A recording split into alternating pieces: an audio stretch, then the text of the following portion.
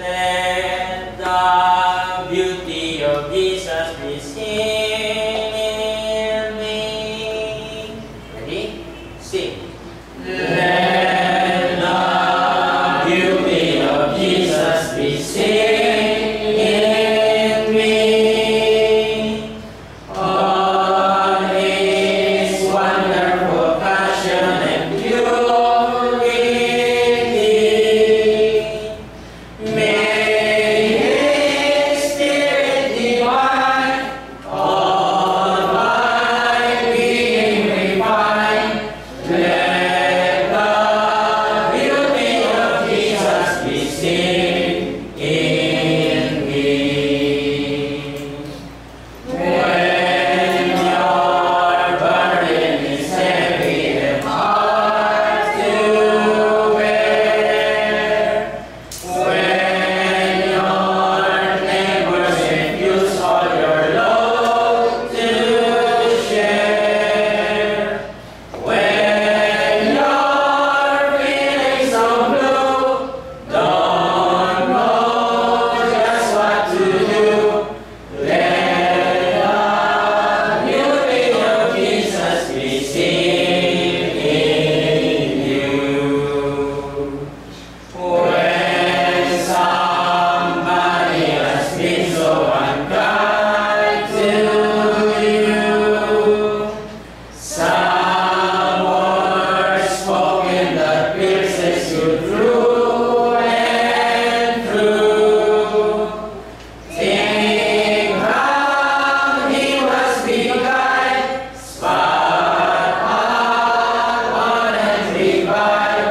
Let the beauty of Jesus be seen in you.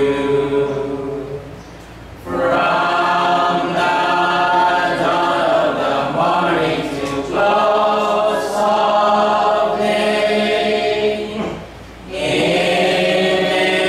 example in this and in all you say.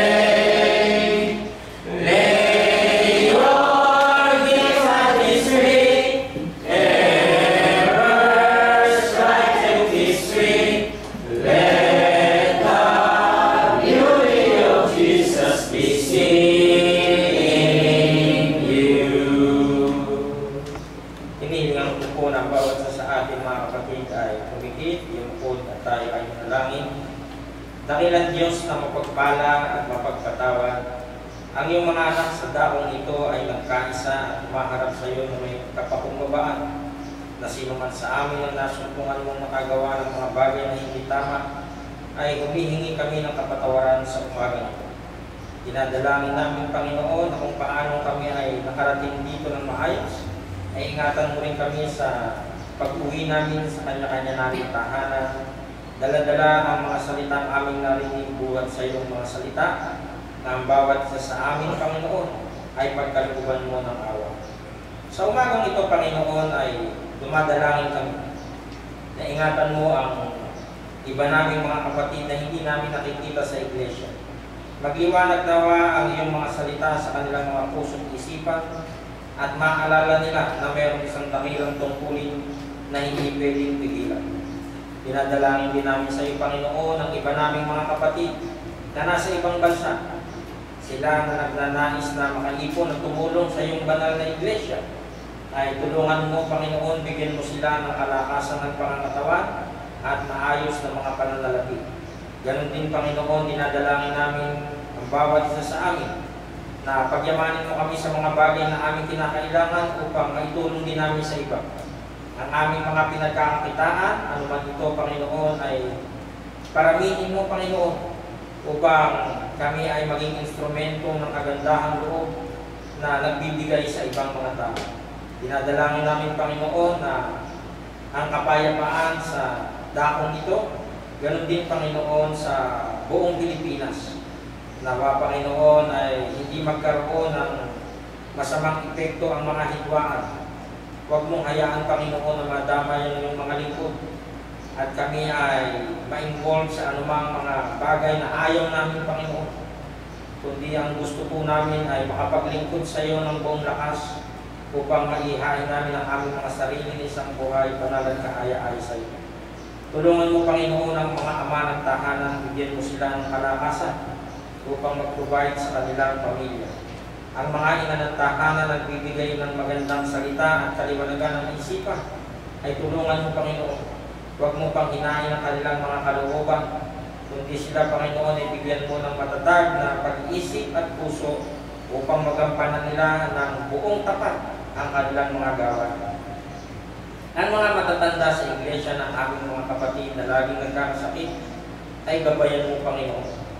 Kawaan mo sila at bigyan ng mga kalakasan upang lagi namin silang makakasama. Sapagkat ang iba naming mga kapatid ay hindi na namin nakikita, Panginoon.